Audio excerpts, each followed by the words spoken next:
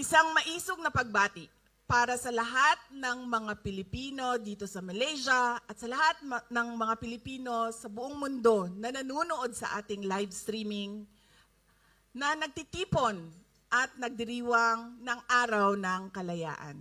Isang maisog na pagbati sa lahat ng mga Pilipinong nagmamahal sa Pilipinas at patuloy na naninindigan sa kabila ng panganib na dala nito. Katulad ninyong mga overseas Filipino workers. Matapang ninyong hinaharap ang mga panganib at hirap sa ibang bansa para lang mabigyan ninyo ng komportableng buhay ang inyong mga pamilya sa Pilipinas. Kami po ay nagpapasalamat sa patuloy ninyo na suporta sa ating bayan at sa pag-aalaga ninyo sa inyong mga pamilya na nandun sa ating bayan. Ang inyong mga sakripisyo at tapang ay nagsasalamin sa lalim ng inyong pagmamahal sa inyong pamilya. At dito rin natin nakikita ang inyong malasakit para sa Pilipinas. Ang ating pangarap ay lumaya sa kahirapan at maging matatag ang bansa. Kapag matatag tayo, maganda ang ekonomiya. At kapag maganda ang ekonomiya, may kabuhayan at hanap buhay ang mga Pilipino. Posibleng hindi na kailangan maging OFW.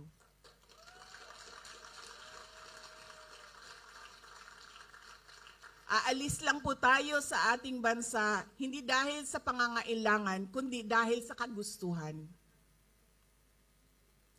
Sa ating pagdiriwang ng Araw ng Kalayaan, tandaan natin ang mga sakripisyo ng ating mga bayani na dahil sa kanilang pagmamahal sa Pilipinas ay walang takot na itinaya ang kanilang buhay at lumaban.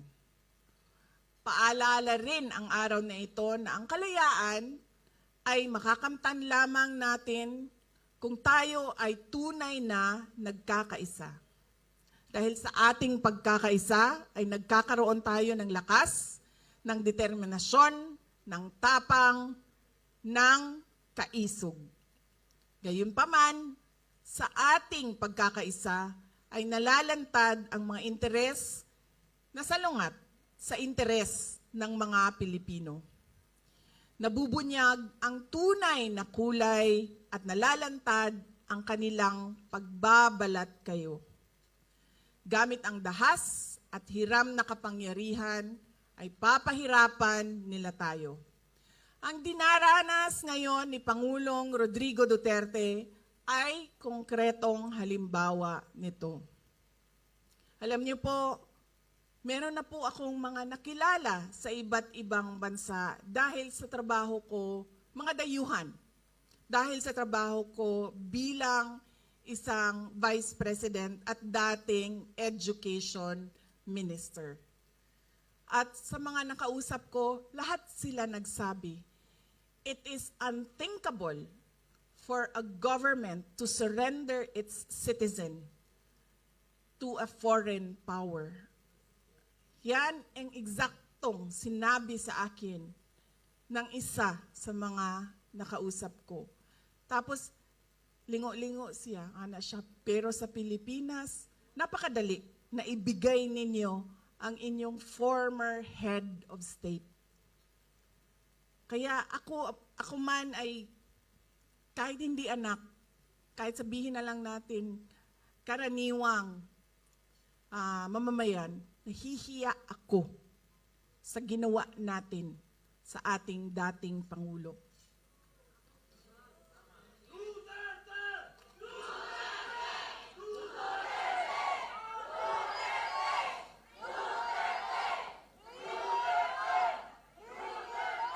At syempre, inimbita ko si Senator Amy Marcos, kung saan man ako pumupunta, dinadala-dala ko siya. Kasi sinasabi ko sa kanya, hindi ako ang magbabalik kay dating Pangulong Duterte sa Pilipinas. Dahil ang kapatid mo ang nagpadala sa kanya sa Hague, ikaw ang magbabalik sa kanya sa Pilipinas.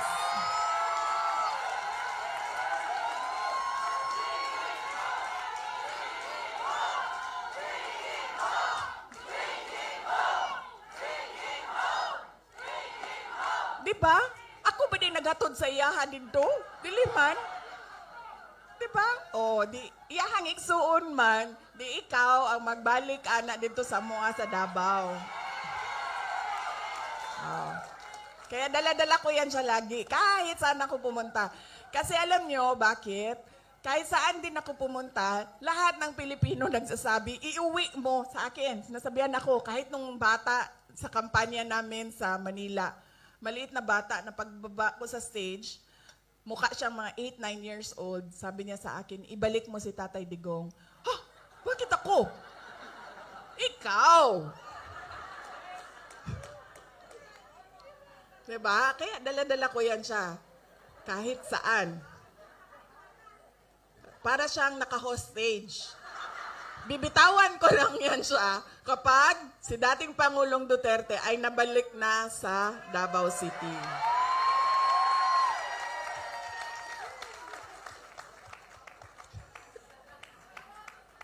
Tapos pagbabayarin ko pa yan ng fish head curry mamaya. Tulad kay Pangulong Duterte, dahil sa kanyang patuloy na pagmamahal at malasakit sa ating bayan, ay itinuring siyang kalaban ng mga taong lasing sa kapangyarihan. Patunay din ito ng ating karanasan na nagpapakita na ang pagmamalasakit at paglilingkod sa bayan ay banta sa interes ng iilan lamang. To them, we are a hindrance, an obstruction to the path of their personal ambition, an enemy they must eliminate to clear their way. Napanood niyo ba yung speech ni Senator Amy doon sa Senado?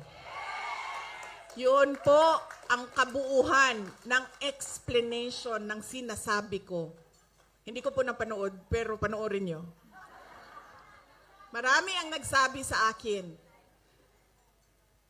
na naipaliwanag niya ng maayos kung ano ba yung nangyayari sa impeachment na ginagawa. The attacks are cowardly, yet openly disingenuous and arrogant, absence of basic human decency and respect for the rule of law, typical of people drunk in power. Pero nananatili tayong nakatayo dahil ang ipinaglalaban natin ay tama at totoo. We remain strong, steadfast, and grounded in truth, integrity, and faith in the hand of God that will move in ways we cannot comprehend at this point. Justice bends to the truth, and we are ever more resolute in our fight for the Philippines. Kalayaan, kinabukasan, yung ating KKK,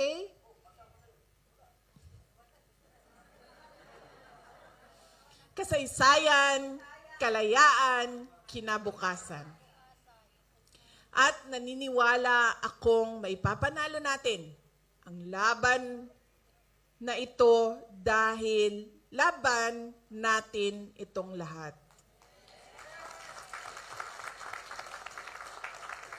Maipapanalo natin ito sa kabila ng mga banta, pananakot, pagmamalabis at bangis. Tandaan natin na walang silbi ang anumang hadlang sa nagkakaisang mamamayan. Mga kababayan, alam na natin lahat kung ano ang problema ng ating bayan. Dahil nagrereklamo tayo araw-araw. Kami na nandoon sa Pilipinas, nararamdaman namin araw-araw. Example na lang, yung tagtag ng EDSA, araw-araw. ang consultation namin ngayon ay hindi kung ano yung reklamo, kundi kung ano yung naisip ninyo at nakita ninyong solusyon. Nakita ninyo sa ibang mga bansa, kung saan kayo ay nanirahan, kung saan kayo ay nagtrabaho. Whether by choice or by force, you have lived and worked abroad. You have witnessed effective systems and thriving communities. What best practices from other countries should be adopted in the Philippines? What changes would you like to see for a better future? Sa konsultasyon na ito, nais naming marinig mula sa inyo ang inyong mga karanasan sa ibang bansa upang mabago natin ang direksyon ng ating bayan. We should demand change. We should fight for change.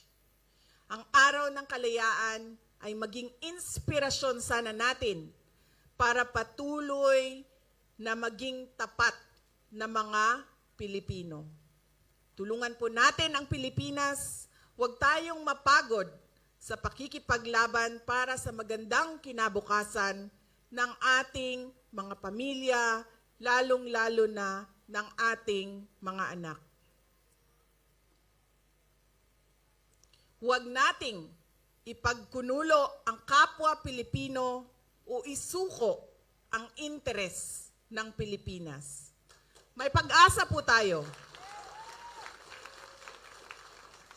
At bilang mga maisog na mga Pilipino, may maggagawa tayo. Mga kababayan, sa ating patuloy na pagkakaisa ay hindi tayo mabubuwal. Hindi tayo matutumba.